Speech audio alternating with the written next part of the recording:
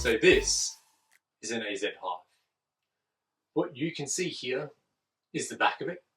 This one is 2 levels, 1, 2, and there's 10 frames across each level. The entrance is on my side at the back over here. This is where we access the bees from. This particular one has been imported from Slovenia. The idea behind these are that in Slovenia, beekeepers generally have 10 to 20 colonies each. That's sort of the commercial side for Slovenian beekeepers. They don't have 500, 5,000 hives like we do over here. Often these hives are put in a bee room like this, with just the entrance exposed outside the wall. So instead of having the wall behind me here, they would have these hives lined up in a row. They might have 4 across and then another level. They might even have a 3rd level on top. That way they can come into this bee room. It doesn't matter whether it's snowing or 40 degrees. They're inside, protected from the elements, and they can check their bees at a time that suits them. It's a fantastic concept. It also means that they only paint the fronts of their hives, and they paint them with paintings. They make it artwork. They make it really, really nice, as opposed to the whites you could see for mine, blues and greens, basically whatever spare paint I had available. On that note, generally beehives are painted white because white reflects heat. So it keeps the bees slightly cooler than those dark greens that I had, or a black. I had spare paint laying around from a previous project, which is why I used those dark green colours. After that, I didn't want plain white hives. I wanted something with a little bit of colour. So I bought some blue and yellow paint just to spice things up a bit. Let's go back to these AZ hives. The biggest con I can think of with these AZ hives is once they're built, the number of frames that's inside is the number of frames you have to work with. So I've built these as thin as 7 frame wide to fit in somebody's shed who only had enough room for 7 frames in their gap in their window, and I've built them 3 levels high. But in theory, you could make them as thin or as wide as you would like, and as tall, within reason. I have built them up to 12 frames wide as well. But if you were to go away, and you've only got, in this instance, 2 levels, 10 frames in each level, you need to make sure your bees have enough space up the top to store their honey, down the bottom for their bees to breed up new bees, so that they don't become so congested that they swarm while you're away from your colonies. With a Langstroth hive, you could simply add an extra box and move a few frames or bars up to give them space. In a horizontal hive, you could bring a few empty bars and slot them in amongst your already used bars or frames to do the same thing. This one is a little bit more restricted. So we come in, you open the hive up from the back, and this is what you're looking at. So these are screens so that you can see the bees, you can see your frames, but the bees can't come out until you take these screens off. Down the bottom here, this is supposed to be a feeder in here, but it's made of plywood. So I would not use this ever. In the versions that we make a little bottle feeder, which has a little platform that slides in so that the bees can access it from inside, but we're not putting water, liquid in wood, which is going to get moldy and warp and just be awful. When you take these screens off,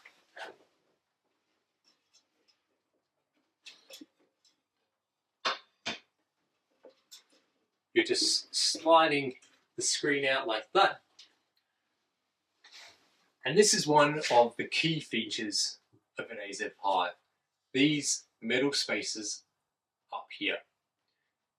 The frames slot nicely in those spaces, which then gives you that beautiful spacing here, that bee space that you want. You then slide your frames out like a book in a bookcase. Each frame comes out, you can inspect it and then put it back. You can see they sit nicely in those metal spaces. Now, let's compare that to a standard Langstroth frame. So this is our standard Langstroth frame. What you can see here is the bottom section slots in nicely. It fits within those metal spaces. But as we get up to the wider section, it's not going to fit. It doesn't work. So when we build these AZ hives for standard Langstroth frames, the result is, instead of having two spaces that the frame nicely sits in and keeps the gaps perfect, we have to use one spacer down in the middle of this section here.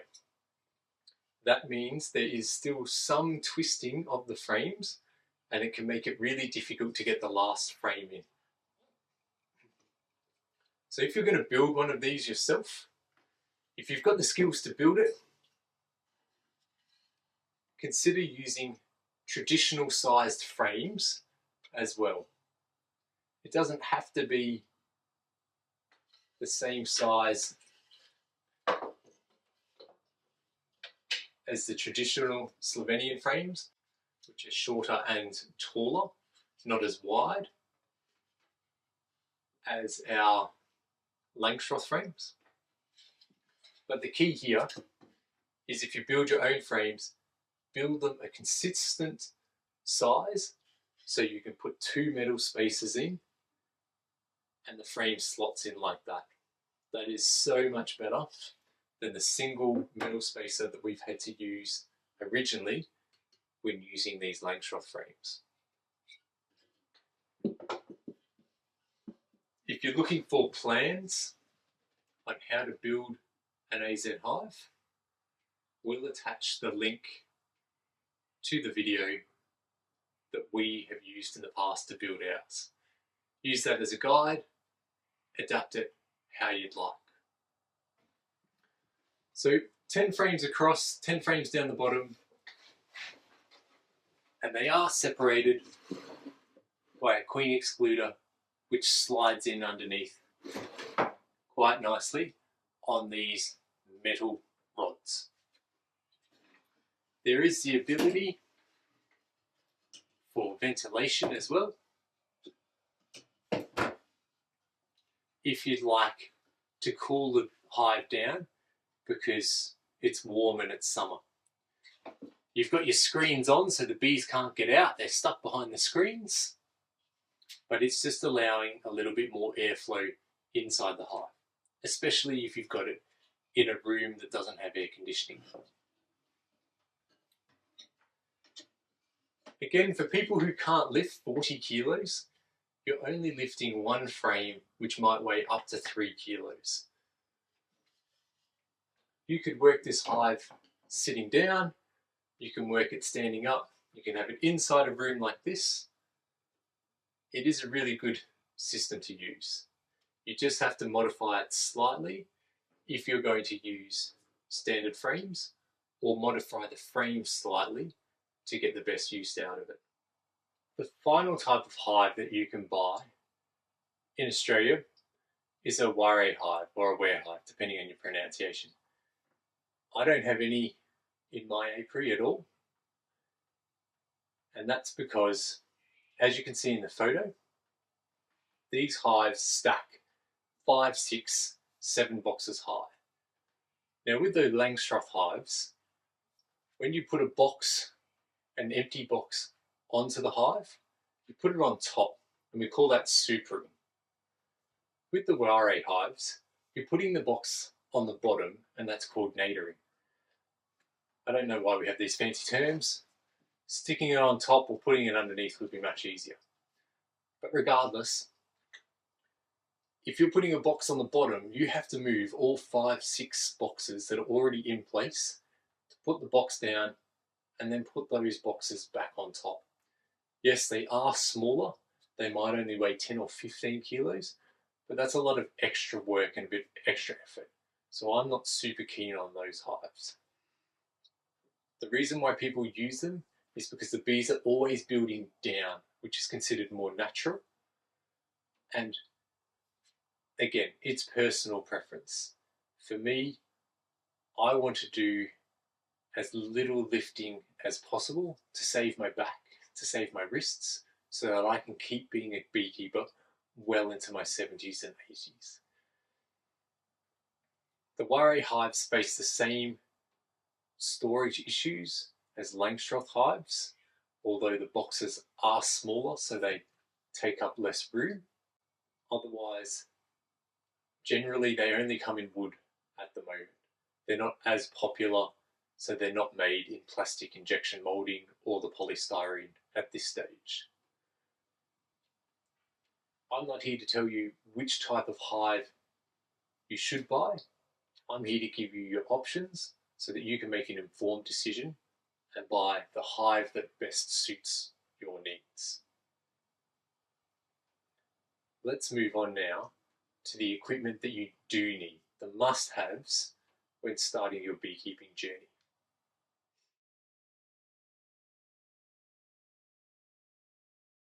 Alright, so the first thing you need is a bee suit. You can buy just a hat, you can buy a veil with a jacket, but I strongly suggest you buy a full-length suit. Even now, with nearly 10 years experience, every time I go to the bees, I put a full-length suit on just for the added protection. I've got a couple of choices. This is what I like to call my eBay suit. Simply because you can buy them online relatively cheaply. This is a thickish material with plastic zips, elastics in the sleeves, and the same in the feet. For around about the $30 mark, you can get a suit like this online. And if you've only got one beehive that you're working, this is sufficient. If you're retired, if you're not working full time, and you've got the ability to say, it's 35 degrees today, I'm not going outside, I'm going to wait until tomorrow or the day after when it's only going to be 27 degrees, that's fine. These suits get really hot really quickly. If you're only in it for half an hour to check one colony, it's alright.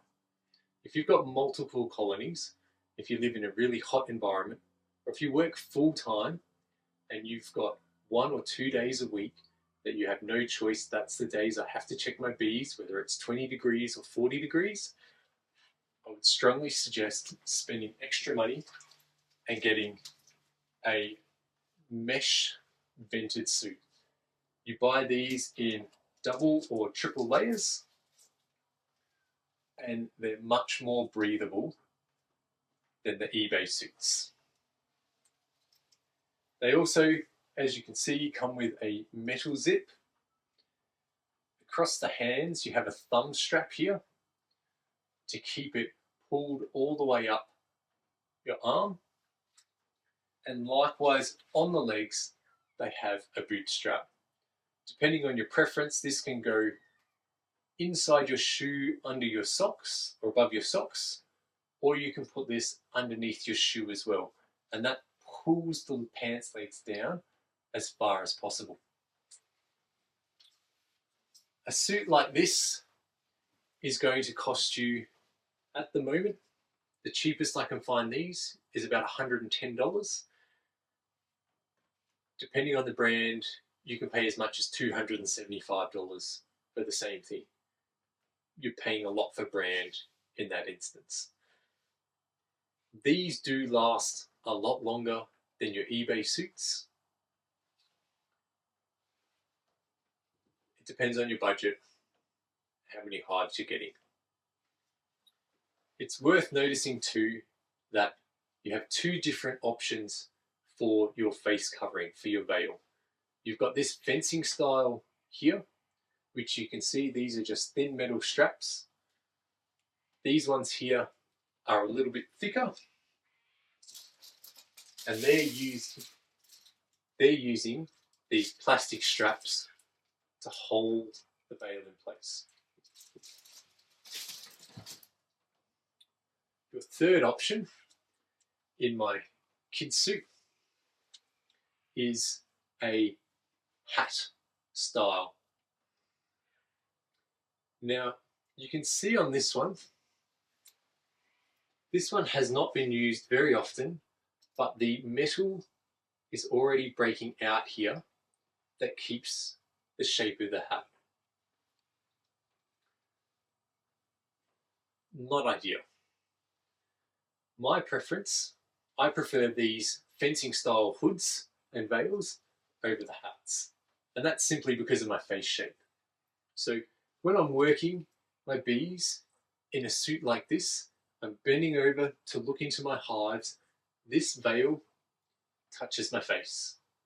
I've been stung at least 6 times, probably closer to 10, on the face, especially on the chin, as my chin is touching the veil as I'm looking down.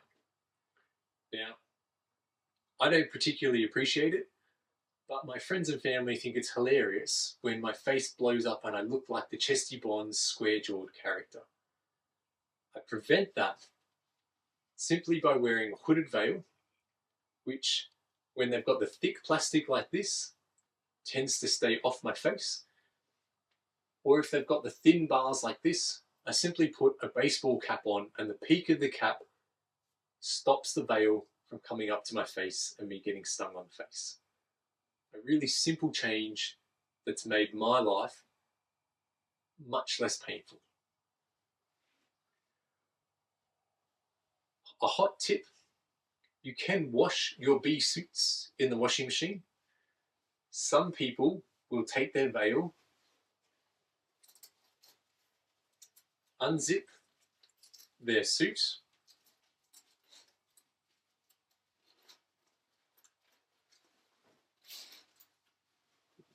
and tuck their veil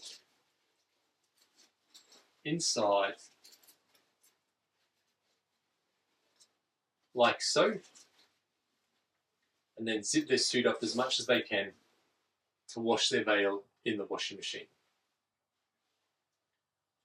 I've learnt now, after damaging several veils, especially these eBay ones, these are cheap fly screen, they get holes really quickly, not to wash my veils in the washing machine.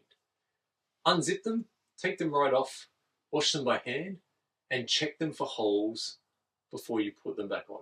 You can go to a hardware store and get fly screen repair kits, which is basically 2 small bits of fly screen and a bit of glue that sandwiches together to repair these. But the less you have to do that, the better. Wash the veils in a bucket of cold water separately to the suit, which you can put in the washing machine. So you're looking at a suit somewhere between $30 and realistically $120, going up to as much as $275. Let's have a look at gloves now. Before we start talking about the gloves, it is worth pointing out that with your bee suits, those eBay suits generally come in sizes up to extra large. And you do need to be careful with these sizing. These suits are almost always made overseas, and an extra large is not a genuine extra large like you would expect in clothes. So check the sizing. If you're anything bigger than myself, you're probably going to need to go the vented suits, because even in an extra large in those eBay suits, I struggle because they don't come down far enough on my legs and my arms. Moving on to the gloves, you can see here I've got 3 choices of gloves. When you buy your eBay suits, you can often get eBay gloves for free. I should say online rather than eBay. These gloves are all, you will notice, gauntlet gloves. They cover a large portion of your arm, generally past your elbow. They're made from leather, and this is a cotton material here. These gloves are sufficient, but they're not the best that you can buy. I find with these online gloves, the elastics down here wear quite quickly, and you're very limited. Generally, there's 1 or 2 sizes for you to choose from.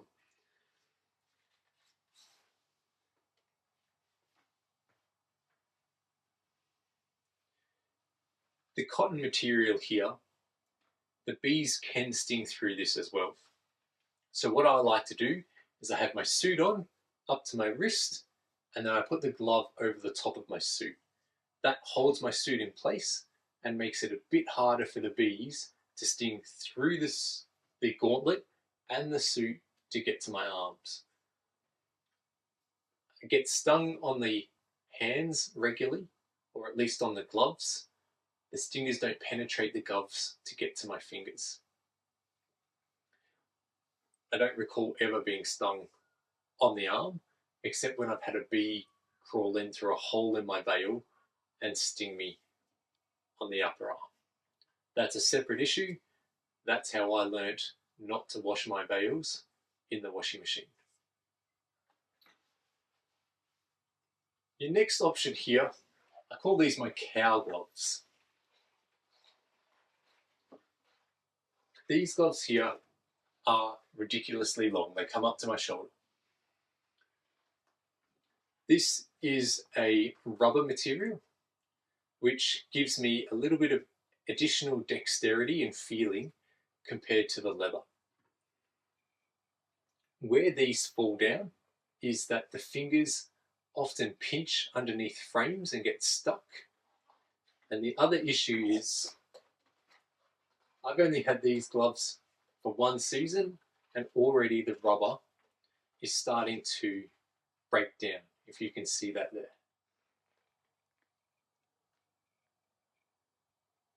So that's after 1 season. For some reason, these gloves have also started going moldy. I'm not sure why that is. I haven't had gloves do that before. Not my favourite gloves.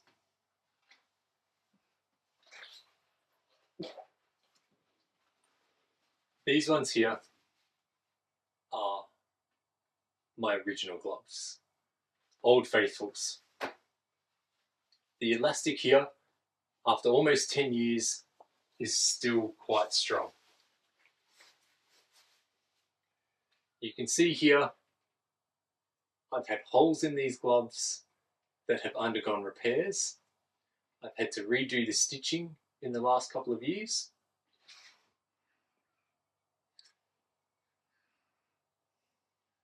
So these gloves have been well loved. These cost $40 when I bought them. Maybe I'd have to spend $50 now. They're super comfy. It doesn't matter how many times I wash these gloves and dry them. Once I've put them on for more than 5 minutes, that leather is nice and supple again, and I've got all the movement back, with the exception of my ridiculously taped up finger now. These gloves have had their time. They'll be replaced at the end of this season, but it's really hard to give up these gloves because they've been fantastic. For $40, I highly recommend. The leather is a better quality than the online gloves. This ventilation strip here, you would think that the bees would sting through it, but it's never happened. And again, I always have this over my suit, so it's not been an issue. It's not necessary, and it is starting to fray quite a lot down the bottom. So I'll replace these with a like-for-like replacement now. For $40, well worth my investment. I wouldn't recommend gardening gloves. Some people do use nitrile gloves, like the old latex gloves.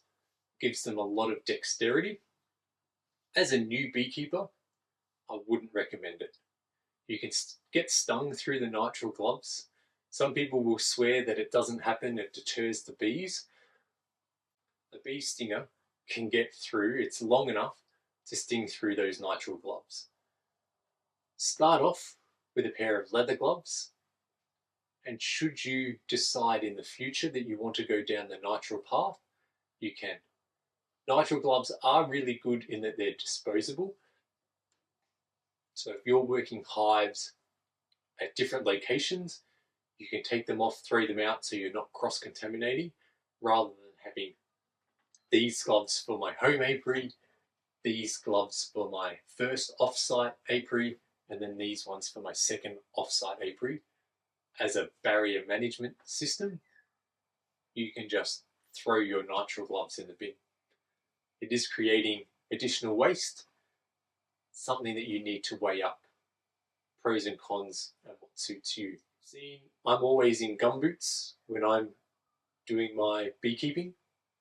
You definitely want boots that go up to your ankles, that are sturdy, to prevent the bees coming in and stinging you on the ankles, or using some gaffer tape or cloth tape and taping your pants to your shoes to prevent the bees being able to get in.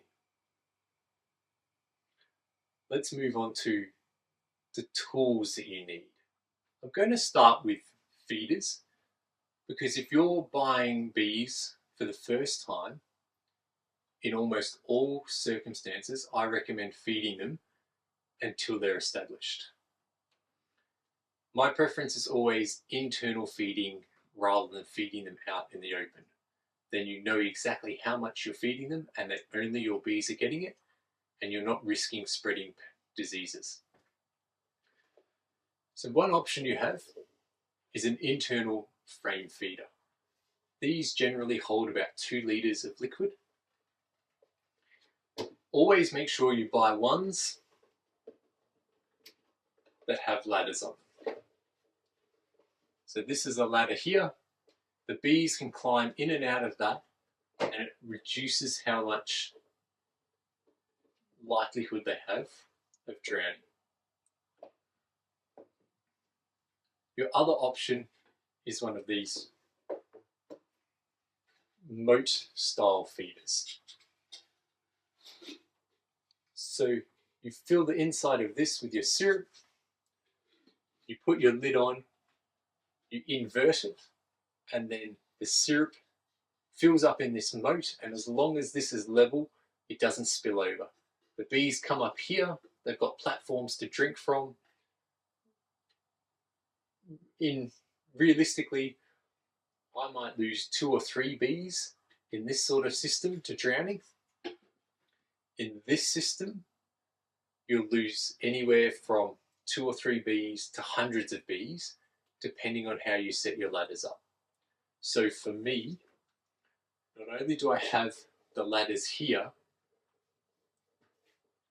but once I've filled this with syrup, I then put little sticks that fit inside these holes in there, and then that floats on top of the syrup. I found that has greatly reduced the number of bees that die and drown in these internal feeders. Before I did that, I would have a layer of hundreds of bees at the bottom that have drowned. Having the sticks on the top, I find I only end up with sort of 5 or 10, just slightly more than these feeders here. When you look at this feeder, you think, how does this feeder internally feed my hive? So depending on the type of hive you have a couple of options. If you've got a horizontal Langstroth hive or a top bar hive, you can just sit this in the bottom, your bees are on that side, it's on this side, as we were talking about previously. If you have a Langstroth hive, you could put this, you might be able to slot this in front in your entrance so that the moat is inside your hive. If your entrance is not set up for that, you can put this on top of your main box. So take your lid off, put this on top of your highest box, put another box above that around your feeder, and then put the lid on top. So it is in a box contained within itself. You do need to come and check this regularly after 2 or 3 days. If you leave this here permanently inside an empty box, it is possible the bees will start building wax from the lid of your box down and around this feeder. So you don't want to leave this on permanently, just for a couple of days until you either top it up or you don't need it anymore, and then you remove it. These feeders are around about $20, and I do recommend you have one per colony so that you can feed the colonies, if required, at the same time. Let's move on to the beekeeping tools. So first off, we have a bee brush. Bee brushes are made from horsehair, and they cost around about $20. These are really handy for brushing bees off of frames or bars if you want to take a closer look. Yes, you can blow on them and your breath will often move the bees away, but if you want to extract honey, if you want to harvest some honey, you might have a bar or a frame and it has thousands of bees on it, and you give it a shake and there's still 50 bees on there. A brush allows you to brush the bees off. My preference is to brush down, but generally a brush is designed that it fits across the frame nicely. Now, if you don't want to spend $20 on a bee brush, you can buy a paintbrush for $4 or $5 that'll do the same thing. It's just not as wide. The benefit of the bee brush is you can wash it. Hot soapy water, little bit of detergent, and that'll clean up really nicely. This one here, you can see it's a little bit sticky and gummed up. I do need to wash this. This is also almost 10 years old. It's my original brush. I've had anywhere from 6 to 42 hives over the last 10 years per season. This has had a big workout, and it's in reasonable condition. There's a few hairs at the back here that need to be chopped off, but I'd be happy to keep using it.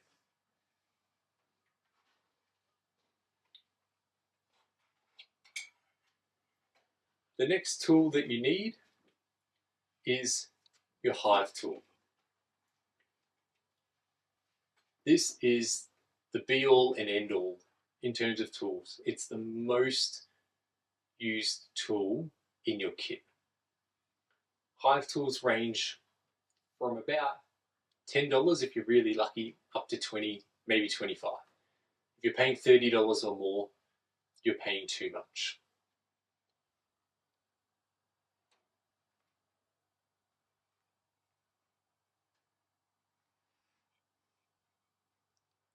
So a hive tool is used for a few different things. First of all, you can use this end bit here for loosening frames, picking them out of the hive. If you have any wax that's in a place that you don't want it, we generally call that burr cone, you can use the bevel, this cut side, to scrape that wax off. You might also use that side to twist and crack frames apart if needed. This is an essential tool. You must have one of these. If you have a big apiary, if you're prone to losing things, buy 2 or 3. because a screwdriver doesn't cut it. If you lose your hive tool, it's very, very difficult to do all the tasks you need to do as a beekeeper. They do come in a few different shapes and sizes. This one here was originally an Australian hive tool. I can't actually find anything like it anymore, exactly the same. It's my favourite by far.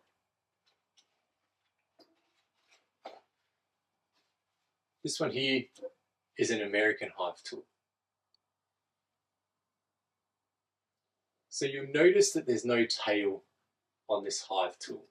It's just got this curved section, which is what you would put into your frames to lift them up. It's not as easy to use as the Australian one.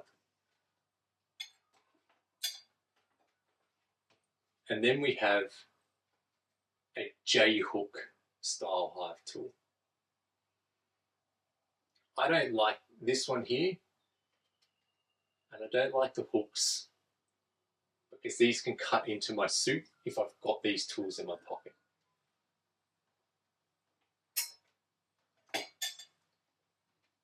Whatever works best for you though is what you should buy.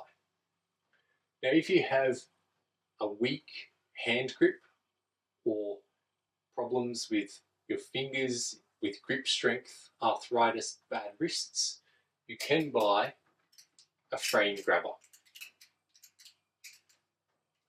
These make it easier to lift frames out of the boxes rather than trying to pinch each end and pull them up.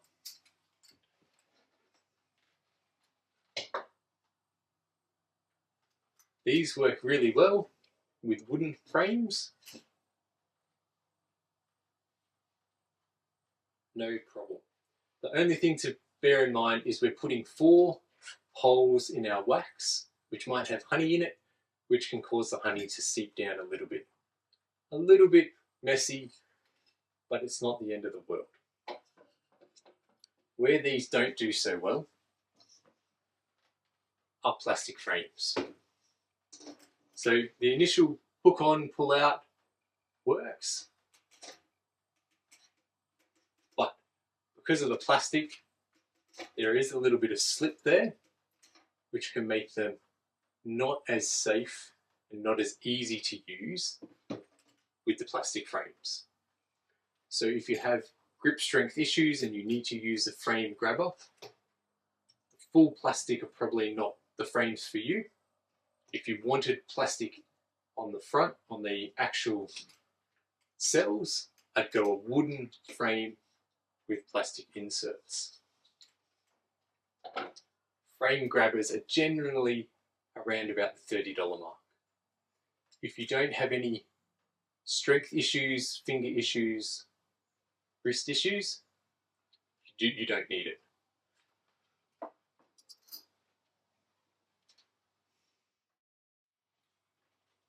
A couple of other tools that I keep in my bucket with my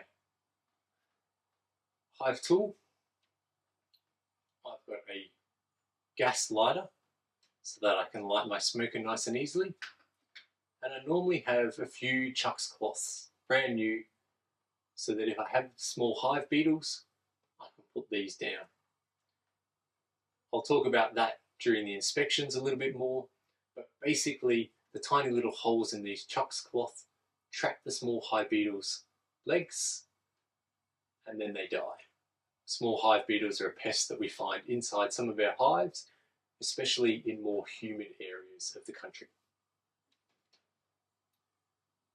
The next tool I need to show you is a smoker. So with your smokers, you want to buy the biggest smoker that you can, because the bigger the smoker, the more fuel they hold, the longer they'll remain lit, the more chance you have of it being ready to go if you need to calm the bees down. If they get aggressive, if they start stinging you, you can grab it, give it a couple of puffs, settle the bees down. Again, original smoker, basically 10 years old. lid comes off these days versus a new smoker where the lid is still attached. Either of these two smokers is suitable. Just remember the biggest one you can afford is always better. Generally speaking, if you're getting a jumbo size smoker, you're looking somewhere between $90 and $150. It's very important to remember that there are smokers out there that are purchased overseas that have asbestos boards on their billows. I strongly suggest you buy Australian smokers because they don't have asbestos boards. If you're buying your smoker from overseas, make sure you're 100% sure that there's no asbestos in it before you purchase it. Sometimes cheap means cheap and nasty. We find every sort of 2 or 3 years we have an issue where people have imported smokers from other countries that are found to have the asbestos in them, and it gets highlighted. So be aware, it still happens. If you buy Australian, not only are you supporting our economy, but you know you're getting quality products. Now, to save you lots of money, let's talk about some of the equipment you don't need when you're first starting out.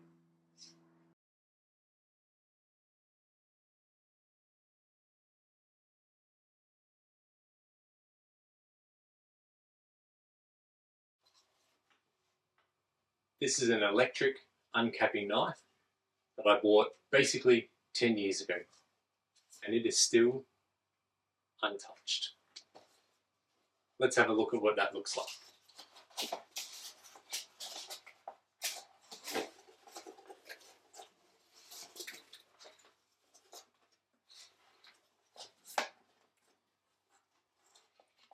It plugs in, we slice the top cappings off the honey before we put it in, and a centrifugal extractor, a spinner. Brand new, $200, never been used. You don't need it. As a reminder, in your first season of beekeeping, you have to assume that the bees need all the honey they produce to get through that first winter, and you probably won't be extracting any honey until your second season. If you get honey in that first season, awesome, but you don't expect it. You don't need an electric uncapper, in my opinion, at all, unless you're a commercial scale. And if you're a commercial scale, you can buy machines that do this job. $200 you've just saved. This is a bottling tank. I can't even remember how much I paid for it. I'm guessing $50 to $100. What you use this for is you filter your honey through your double sieve inside here, and then you have a gate down here which you can open. Honey comes out, you put your jar, your bottle, your bucket underneath, and then when it's full, you close it off. Go and grab your next jar, put it underneath, away you go. If you're harvesting this much honey as a hobby beekeeper, you've probably got 10 or 15 hives that are producing honey at a minimum. Go you, that's awesome. It's worth upgrading. To start with, you are not going to fill one of these with 1 or 2 colonies. Use that crush and strain honey extraction method in one of our other videos. Save yourself the money. This is a honey press. These retail for between $500 and $750. When I first started beekeeping in my first year, I bought one of these because when I did my beekeeping course, they said Buy one of these or buy an extractor, one of the centrifugal spinning ones. I want it to be a bit more natural, so this is the way I went. Honey presses are also called fruit presses. Does the same thing. You put your honey with your still inside the wax in here, twist on the handle, it crushes it down, honey pours out. From here I put it through my double sieves, my filtering devices, and then these days into that bottling tank. It's only in the last 18 months that I've started using this. Prior to that, it sat in my garage for 7, almost 8 years. $500 I didn't need to spend. Don't buy it unless you've expanded. Stick with that crush and strain method, potato masher and a stainless steel bowl, and that's more money in your pocket. Finally, there's plenty of beekeeping shops out there that want to sell you 12-in-1 kits. Buy all of this equipment and save yourself $100. You're spending $300 or $400 to buy all of that equipment, and you're only going to use 4 or 5 key items. Don't bother. Buy the items individually. Hive tool, bee brush, smoker. Those are the main items that you need. Thanks for tuning in. I hope this has paid for the course, this video. It's taught you what you do really actually need to start your beekeeping journey and what you don't need. Let's move on to some of the fun stuff, suiting up and getting out and getting ready to play with our bees. Thank you.